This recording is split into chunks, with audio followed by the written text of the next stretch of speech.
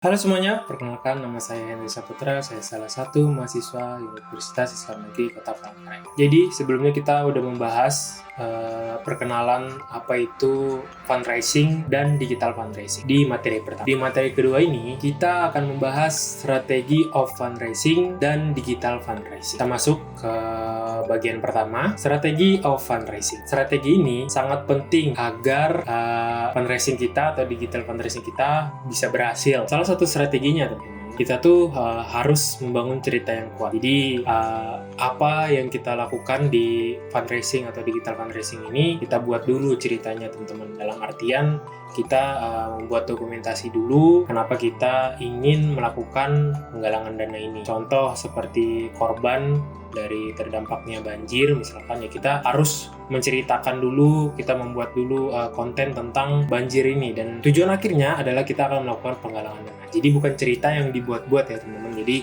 seperti intinya kita lebih memperjelas dan lebih memperbaharui apa yang harus kita lakukan saat melakukan digital fundraising. Karena jujur orang lebih merasa lebih dekat ya kalau misalkan kita melakukan strategi ini. Misalkan kita membangun cerita dulu teman-teman. Jadi orang itu melihat dulu, orang itu tersentuh dan segala macam. Jadi bukan hanya sekedar kita membuat konten seperti tolong kita sedang melakukan penggalangan dana, bisa transfer atau datang ke bla bla bla. Itu kan sangat singkat dan orang juga ngeliatnya juga seakan-akan kayak ini cuma minta-minta doang gitu. Setelah kita melakukan pembangunan cerita tadi dan orang mau memberikan dananya ke kita sebagai yang melakukan penggalangan tadi, ya kita jangan langsung menghilang gitu. Dalam artian memang uangnya kita berikan dan kita salurkan ke orang yang memang kita tuju, ya udah gitu, jangan cuman gitu doang, tapi kita akan melakukan apa sih dampak dari orang yang memberikan bantuan ini gitu. Jadi orang tuh melihat gitu saat kita melakukan penyaluran, melakukan pembagian kepada korban dampak banjir tadi, orang melihat oh ini bantuan kita ternyata sudah sampai ke sana dan benar-benar dibagi rata oleh orang yang melakukan penggalangannya gitu. Orang yang memberikan dana tadi itu merasa lebih dekat lagi ke kita gitu, dan pasti mereka merasa hati mereka lebih nyaman melihat hal seperti itu, dan kita juga yang melakukan pengumpulan dana juga pastinya lebih tenang gitu karena kita memberikan dokumentasi dan memberikan bukti kalau misalkan apa yang mereka beri itu kita salurkan dengan baik. Dan terakhir ya yang tidak kalah penting, ya kita harus menjaga komunikasi dengan para donatur. Selanjutnya yang kedua ya, materi terakhir, dan semoga ini bisa mencukupi persyaratan dari tugas video ini 4 menit, dan materi kedua adalah strategi of digital fundraising.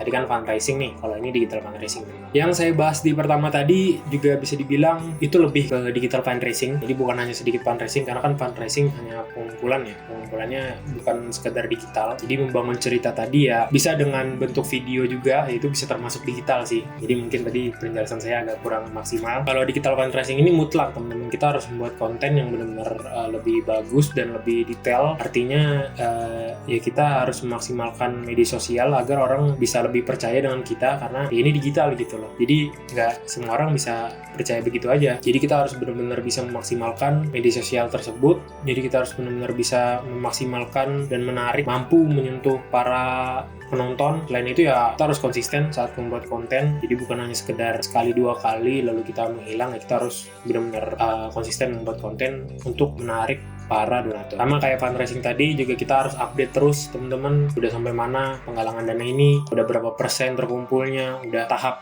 pembelian kah, udah tahap bagian kah, distribusi kah, atau segala macam kah, itu kita harus benar-benar update terus. Karena ya tadi semakin baik komunikasi yang saya sudah sebut, jaga ya donatur pasti merasa tenang ya saat memberikan uangnya ke para pengelola, dan pastinya semakin besar peluang fundraising itu berhasil. Nah itu perbedaannya. Sebenarnya ya fundraising mungkin sama sih sebenarnya ya, karena sekarang pun fundraising lebih ke digital fundraising teman-teman. Jadi jarang ada yang orang pintu ke pintu, rumah ke rumah. Itu juga salah satu bentuk fundraising sebenarnya. Tapi dengan adanya media sosial sekarang sepertinya lebih mudah untuk mencakup seluruh masyarakat. Tapi bukan berarti strategi fundraising ini